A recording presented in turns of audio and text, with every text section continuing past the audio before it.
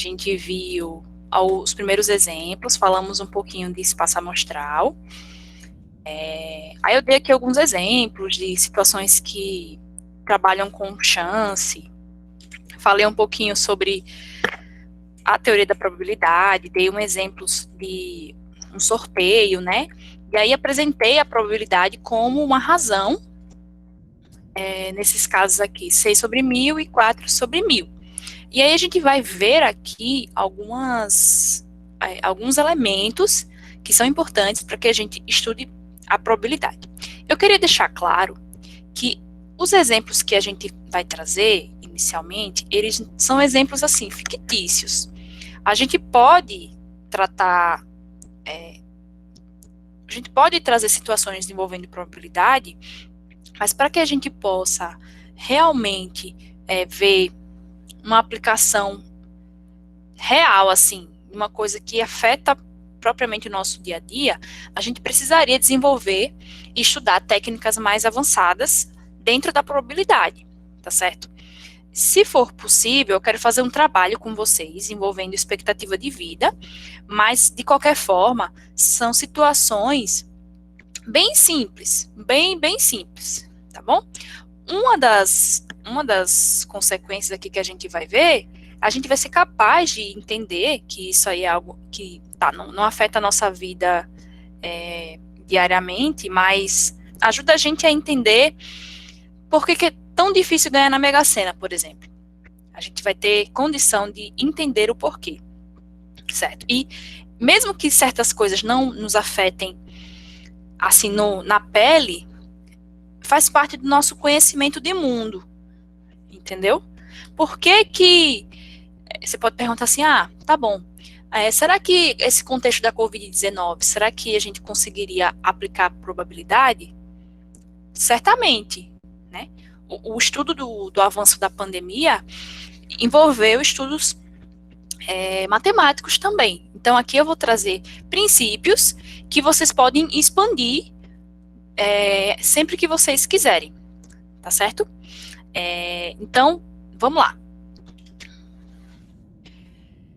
Eu falei na aula passada que existem algumas situações que o resultado, ele depende do acaso. E eu coloquei aqui 4 exemplos, que são exemplozinhos que a gente vai trabalhar bastante, que é, tipo, você pega uma moeda aí que você tem. Se você lançar ela para cima e ver ela cair, o resultado vai depender, digamos que assim, realmente do acaso. Você não tem uma sequência de passos que faz com que você, passos lógicos que faz com que você conclua que o resultado vai ser cara ou vai ser coroa. Você simplesmente joga para cima e o acaso vai decidir. Lançar um ou mais dados, aqueles dadozinhos com 6 faces. Um sorteio, assim, você imagina sem nenhum tipo de coisa tendenciosa, com uma organização super controlada de um sorteio, com bilhetes numerados, também é um experimento aleatório. Sortear 5 bolas numeradas com um algarismo, que é o exemplo semelhante da Mega Sena, né, que no caso são 60 bolas. Então, tem até uma coisa interessante, né, no caso da Mega Sena, eu vou tentar trazer um vídeo da Mega Sena para vocês, do sorteio. É uma cápsulazinha, uma bola assim, e dentro tem várias bolinhas, e eles têm um sistema de sorteio que eles colocam colocam um vento mesmo, como se fosse um ventilador, que faz com que o sorteio seja, digamos que assim, o mais justo possível, né? E existem estudos com relação a isso, de como fazer um sorteio ficar o mais próximo, não mais próximo do acaso, mas é porque assim, se você simplesmente pegasse uma urna e tirasse com a sua mão, no caso do sorteio da Mega Sena, eles têm uma série de fatores que foram criados para que não houvesse dúvidas com relação aos números sorteados, né? Porque é muito dinheiro envolvido e, inclusive, todos os sorteios são filmados, são divulgados de forma pública, para a gente não ter nenhum tipo de problema depois, certo? Então, esses 4 exemplos nos mostram situações que são chamados de experimentos aleatórios. certo? Então, a gente vai ver hoje o que é um espaço amostral e o que é o evento de um experimento aleatório. Na aula passada, eu trouxe aqui a história das moedas. Deixa eu ver aqui o que falaram. Queriam que parecesse o mais aleatório possível. Exatamente, eles têm todo esse cuidado. Se vocês quiserem ver um vídeo no YouTube depois, vocês podem assistir. É uma coisa bem rigorosa. Então, eu falei na aula passada que quando você lança uma moeda, você só tem dois resultados, que é a cara ou a coroa.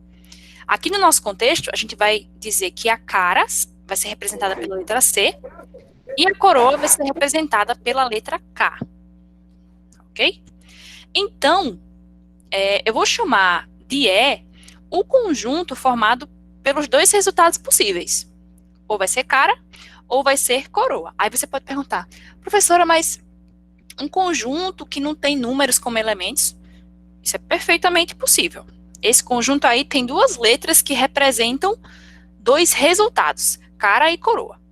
E esse conjunto que eu chamei de E, ele tem dois elementos, o C e o K, representando cara e coroa.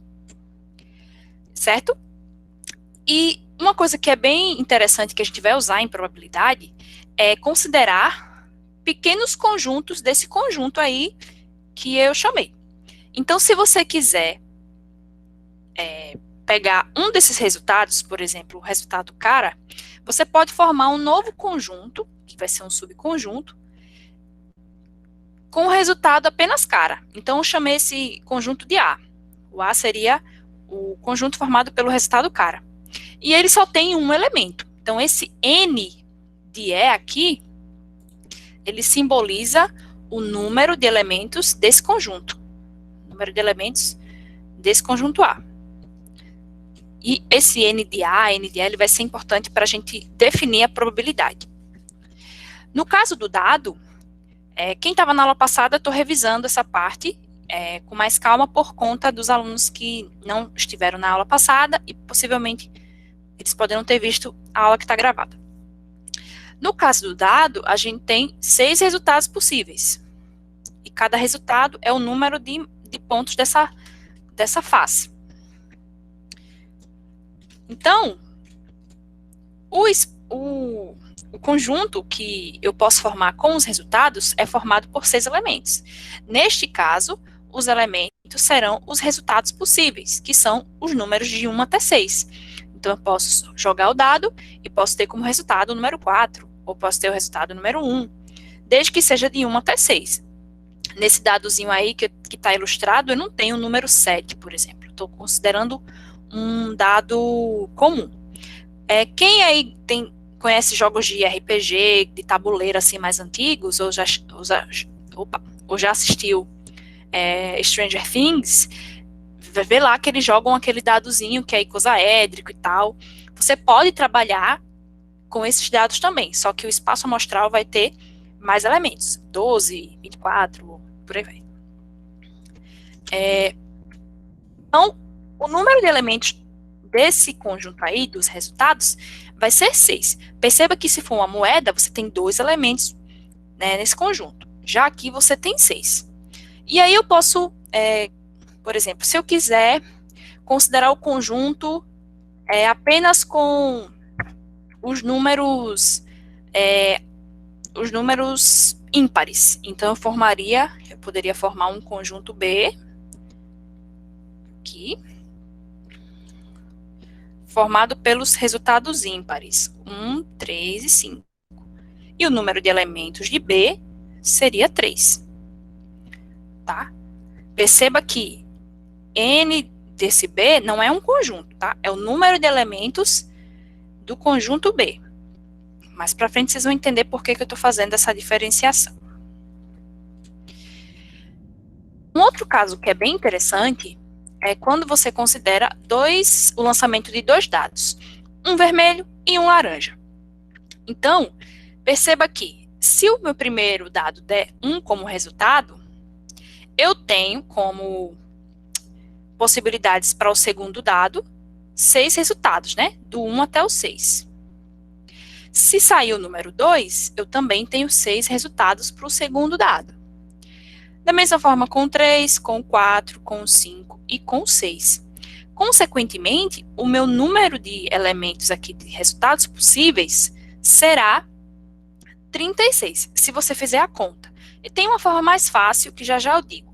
Mas o que eu queria dizer é o seguinte, nesse caso daqui, você tem que ter cuidado com a ordem. A gente discutiu na aula passada esse conceito que é fundamental.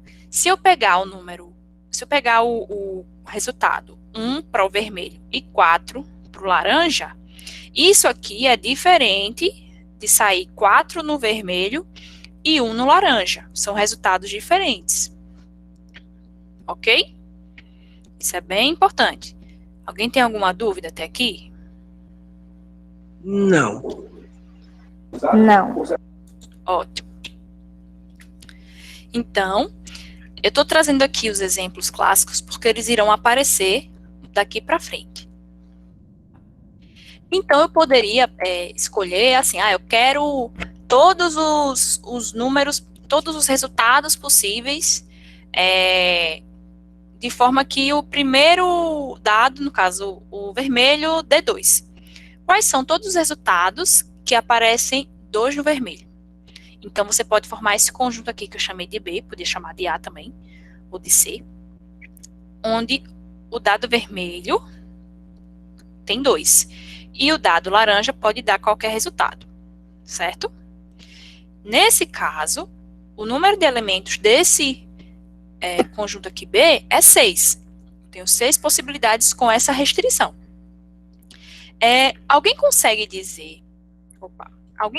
me dizer uma forma de descobrir, por exemplo, se eu tivesse 3 dados?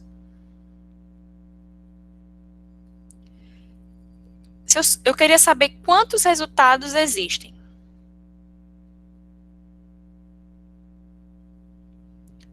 Três dados com cores diferentes, tá?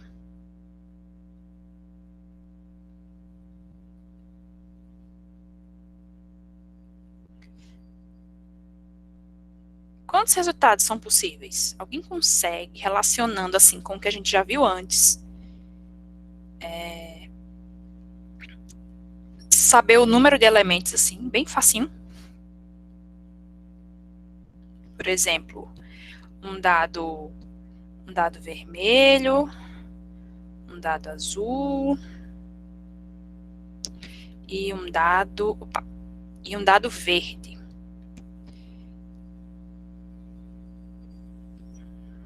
Quantos resultados seriam possíveis?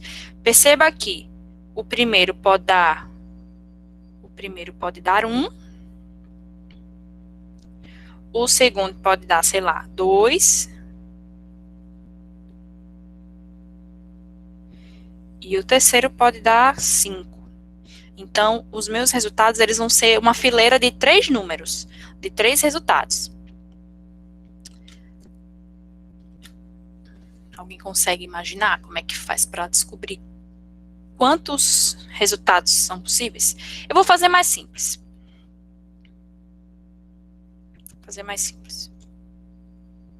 Aqui. Eu tenho 2 moedas. Quais são os resultados possíveis? Pode falar. Seriam 666. Só no chute assim mesmo, pela lógica. Não, mas você começou 20%. 20% Nem sei, é no meio. né? Eu entendi que você concluiu que cada dado tem 6 opções. Isso eu sei que você entendeu. Tem 6 opções para o dadinho. Certo, Islane? Se você preferir sair, não tem problema, você assistir depois. Ela saiu. Vamos fazer o exemplo das 2 moedas. E aí vocês vão comparar com a ideia dos dados. Vamos lá. Se você lançar 2 moedas, quais são os resultados possíveis? Aí você pensa, lancei uma moeda, só pode dar cara ou coroa. Mas são duas moedas. Então, você pode ter, vamos lá, primeira moeda e segunda moeda. A primeira moeda pode ser cara, concordam? E a segunda moeda pode ser cara ou coroa, concordam? Concordo. Sim. Pronto. Então, se a primeira Sim. moeda for cara, a segunda pode ser cara ou pode ser coroa. Então, nós temos aqui cara e coroa. Mas, se a primeira moeda for coroa, nós temos duas opções para a segunda moeda, que seria cara ou coroa. Então, nós teríamos esses resultados. 4 resultados possíveis. Cara, cara, cara, coroa, coroa, cara e cara, cara. Desculpa, coroa, coroa. Ou seja, 4 resultados possíveis. Uma pessoa um pouco mais atenta vai perceber o seguinte. Eu tenho duas moedas, dois resultados. A primeira moeda, eu tenho 2 resultados possíveis. A segunda moeda, eu também tenho 2 resultados possíveis. Então, pelo princípio fundamental da contagem, eu tenho 4 resultados possíveis. E aqui a gente confirmou que são esses 4. Esse raciocínio aqui do princípio fundamental da contagem, ele pode ser feito porque o lançamento da segunda moeda independe do lançamento da primeira. São coisas aleatórias, certo? Então, vocês conseguem perceber que existe indícios de uma relação entre o que a gente viu antes e o estudo da probabilidade. Por isso que a gente precisa ver análise combinatória antes de estudar probabilidade. Então agora, deixa eu ver se eu trouxe, eu não sei se eu trouxe o exemplo dos dados, mas com essa explicação das moedas, tentem fazer essa dos 3 dados com cores diferentes. Quantos resultados são possíveis? Vocês vão perceber que vai dar um número bem alto. E é uma ideia semelhante, só que ao invés de serem 2 possibilidades de resultado, para cada dado, eu terei quantos resultados possíveis? 6. Terei 6 resultados possíveis. E você pode estender esse raciocínio para quantos dados você quiser. Só que quanto mais dados você tiver, maior a quantidade de resultados possíveis. Então, se você fizer uma aposta, por exemplo, você tem 10 dados. Cada dado tem 6 resultados possíveis. Então, você teria que fazer 6 vezes 6 vezes 6 vezes 6, 10 vezes, ou seja, 6 elevado a 10. Isso dá um número muito alto. Então, se você apostar em um resultado, vai ser mais difícil de ganhar. E a gente vai entender, vai explicar numericamente, a gente vai representar essa chance de ganhar de forma numérica. Vocês vão entender um pouquinho melhor mais para frente. Tudo bem. Então, agora a gente vai formalizar esses conjuntinhos que eu chamei de E e os subconjuntos. Então, você pega todos os resultados possíveis de um experimento. Por exemplo, lançar uma moeda. O conjunto de todos os resultados possíveis, a gente chama de espaço amostral. E por que eu chamava de E? Porque a letrinha E é uma letra usada para representar esse conjunto. Se você for para livros mais técnicos, eles vão usar essa letrinha aqui, ó. Também. Letrinha ômega, eu acho. Me fugiu da mente agora. Aqui eu vou usar a letrinha E, mas essa letrinha ômega, ela pode ser utilizada para representar o conjunto de todos os resultados possíveis. Certo? Então, por exemplo, aqui, o meu espaço, ele seria formado por esses 4 pares ordenados. Cara, cara, cara e coroa, coroa, cara e coroa, coroa. Ou seja, é um pouquinho diferente, né? Porque a gente está mais acostumado a ver conjuntos com números, mas aqui a gente tem conjuntos formados por resultados, que nesse caso são parezinhos ordenados, como no plano cartesiano. Eu sei que é um pouquinho abstrato, mas não é tão difícil de entender. Talvez seja um pouquinho difícil de escrever. Mas eu imagino que vocês estejam acompanhando aí. Alguém se perdeu? Quer que eu repita? E aí? Eu posso prosseguir? Professora, a senhora pode repetir? Certo. Olha só. Um conjunto que é muito importante quando a gente estuda probabilidade é o espaço amostral.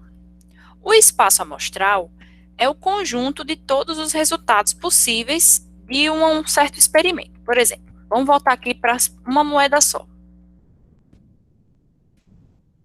Vamos lá. Se você tem apenas uma moeda, aqui é uma moeda só, mas representando a coroa, né? E cara. Eu confundi, eu nunca decoro. Um aqui é a cara e o outro é a coroa. Então, o meu conjunto E aqui mostra todos os resultados que podem sair. Ou vai sair cara, ou vai sair coroa. Você concorda com isso? Se eu lançar uma moeda para cima, ela vai cair no chão, ou numa mesa. Então, você vai cair ou cara ou coroa. Você concorda ou não com essa afirmação? Osivânia. Entendeu essa parte? Entendi. Perfeito. Aí o que eu quero dizer? Eu quero dizer que quando forem duas moedas, certo? Significa que eu vou lançar primeiro a primeira moeda e em seguida eu vou lançar a segunda moeda. Então, quando eu for representar o espaço amostral aqui embaixo, eu não vou poder colocar só cara ou coroa. Eu vou ter que mostrar o resultado dos dois lançamentos.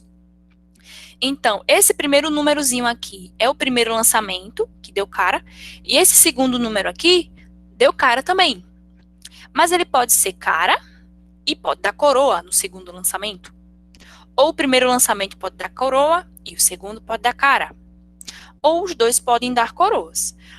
Você concorda que essas são todas as possibilidades, que não tem mais nenhuma possibilidade que pode acontecer? Acho que sim, professora. Vamos lá. Você tem aqui...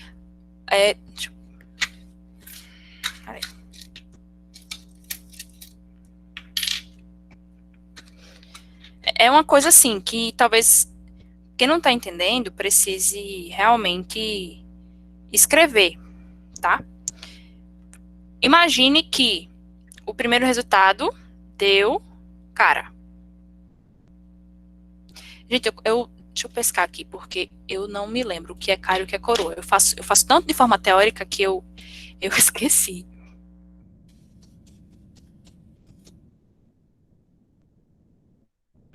Vamos lá. A cara...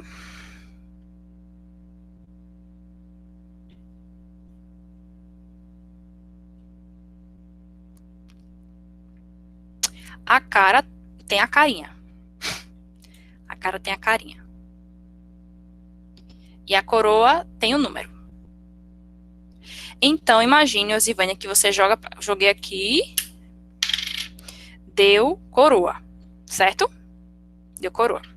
Aí eu vou de novo, deu cara. Só que você concorda que podia ter dado coroa também? Então, é só você fazer a árvore das possibilidades. Deixa eu escrever aqui.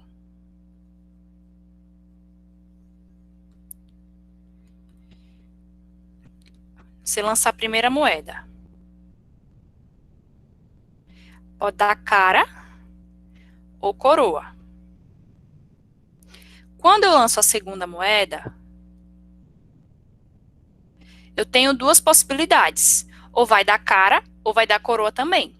Mas eu tenho que separar. Por quê? Porque eu já lancei a primeira moeda. Então, se a primeira moeda deu cara, a segunda moeda pode dar cara ou coroa. E se a primeira moeda deu coroa, quando eu lançar a segunda moeda, eu também tenho duas possibilidades. Então, eu só tenho 4 possibilidades. Eu terei cara e cara, ou eu terei cara e coroa, que eu estou representando coroa pela letra K. Ou terei coroa cara,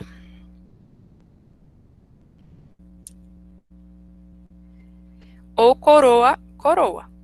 Por que a gente não escreve um nome? Porque é mais econômico utilizar uma letra para representar o cara e o coroa. Entendeu? Tentem fazer usando a letra. Aliás, usando a palavra.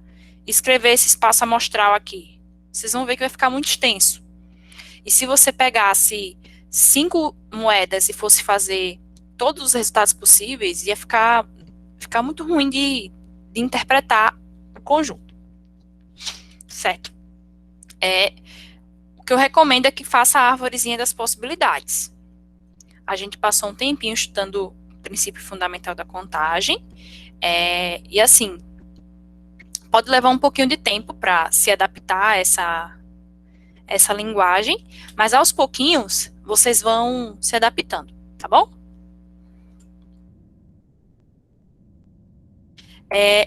Já falei do espaço amostral. Um outro conjunto que é bem importante é quando você pega um pedacinho de todos os resultados possíveis. A gente vai precisar dessas duas informações para montar a probabilidade. Então, eu trouxe aqui alguns exemplos. Você pega um sorteio de 5.000 bilhetes. E esses bilhetes, eles têm uma numeração. Certo? Vai ter lá o nome da pessoa, o telefone e tal, mas eles têm uma numeração. Imagine que esse sorteio tem 5.000 bilhetes. Estamos fazendo uma situação hipotética aqui. O espaço amostral do experimento seriam todos os resultados possíveis. Vocês concordam que se eu sortear um desses 5.000 bilhetes, aliás, vocês concordam que todas as possibilidades possíveis são todos esses bilhetes? Por exemplo, tá aqui, espaço amostral. Pode sair o número 1, pode sair o número 2, pode sair o número 3, por aí vai, até o 5.000, 4.998, 4.999 e 5.000. Esses são todos os resultados possíveis. Mas esse número aqui, ele está representando o bilhete.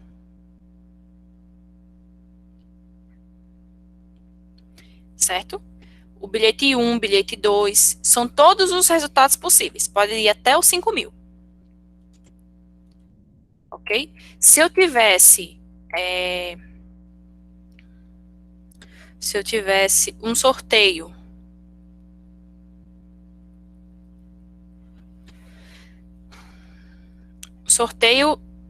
de 4 nomes, vou fazer mais simples.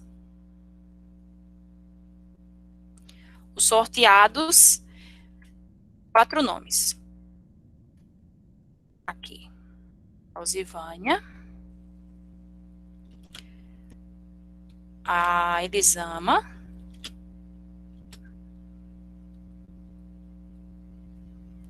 o Caio e o Jamerson.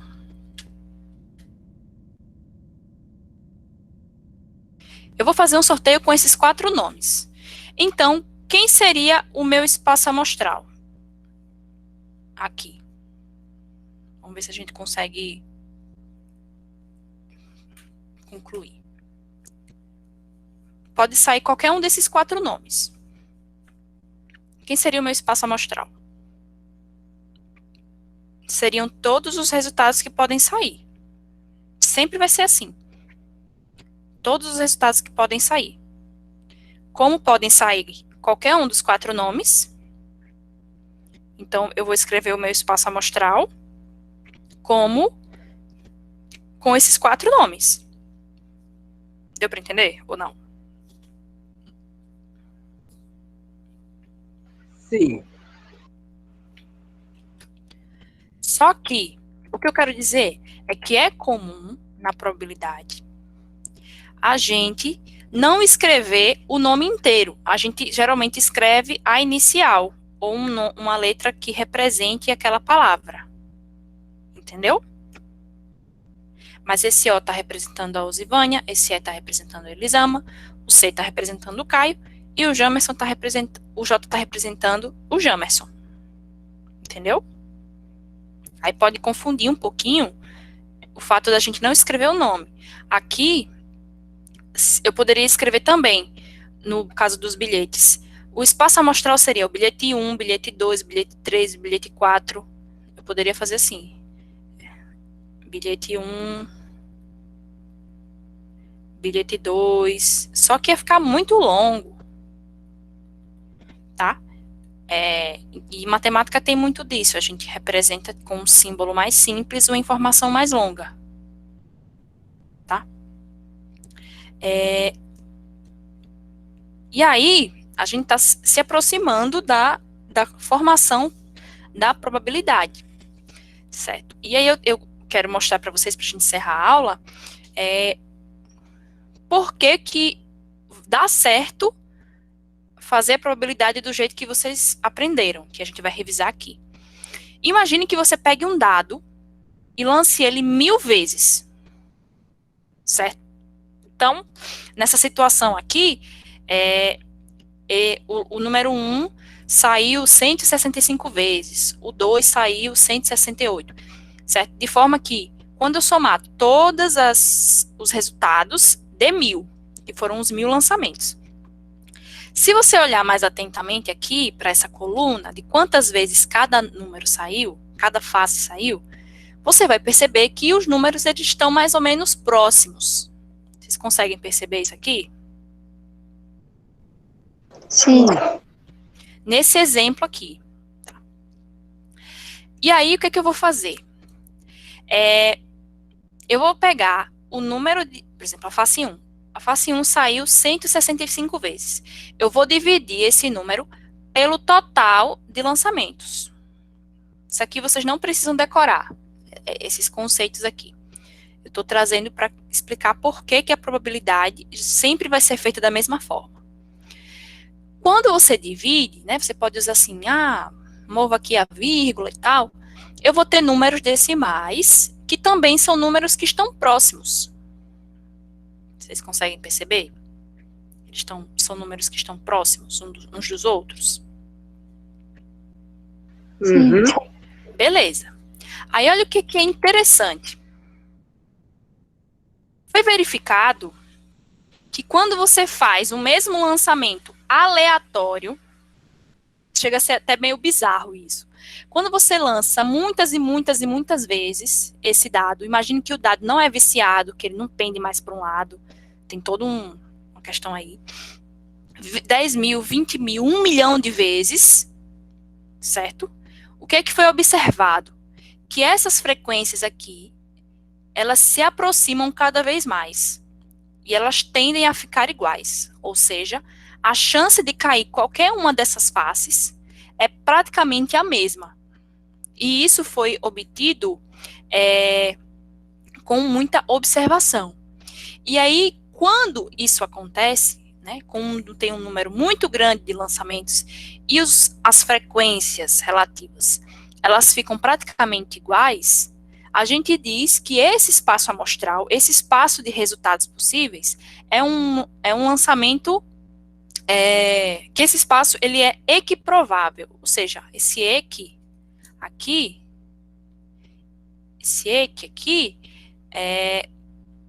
tem um sentido de igual. Então, é como se a probabilidade mesmo de acontecer fosse quase que igual. Então, usando isso aí, eu trouxe isso aqui mais por uma questão de completeza, tem mais aqui um textinho que vocês podem ler depois, e o que quer dizer, para a gente encerrar, certo? Tudo bem, quem está precisando sair, eu estou compreendendo. Quando você faz esse número de experimentos de forma indefinida, essas frequências aqui, elas se aproximam cada vez mais. E aí, graças a essa situação, a gente vai conseguir definir a probabilidade de eventos em um espaço amostral equiprovável, ou seja, a gente vai ter condição de trabalhar tranquilamente com os exemplinhos que a gente vai mostrar aqui. Lá em biologia, quando vocês estudam, vocês já estão utilizando isso que eu falei para vocês. Então, por que eu trouxe isso? E aí eu vou encerrar a aula com a definição. A gente precisa disso aí, a gente tem que ter um espaço amostral aqui provável, porque tem situações que um resultado pode sair mais do que outro. E aí, baseado nisso, a gente define a probabilidade. Assim como a gente define o que é uma equação do primeiro grau, uma equação do segundo grau, o que é um triângulo, o que é um quadrado, nós definimos uma probabilidade. E ela é definida dessa forma aqui, ó. A probabilidade de um evento acontecer é o número de possibilidades desse evento, no caso, de sair um número, por exemplo, maior do que 2 no dado, dividido por todos os resultados possíveis. E só para a gente finalizar aqui, só me permitam fazer esse exemplinho. O Jefferson disse, é tipo num sorteio de 4 pessoas, cada um tem 25% de chance de ganhar igual. Exatamente isso, Jefferson. Então, aqui no probleminha 1, lançando uma moeda, qual é a probabilidade de se obter a face cara?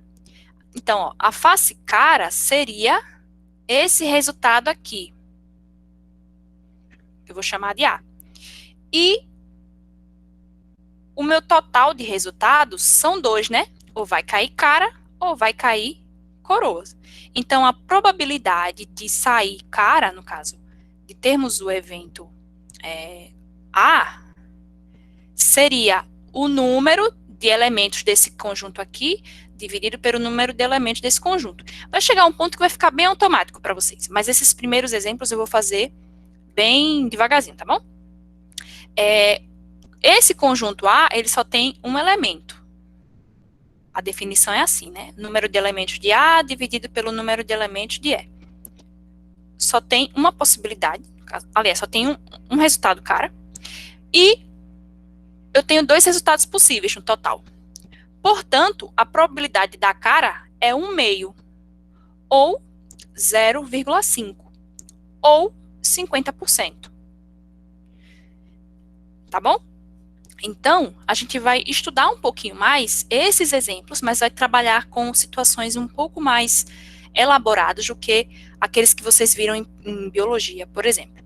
Tá certo? Então, a gente só vai estudar isso. Ó. Temos probleminha 2, probleminha 3, 4.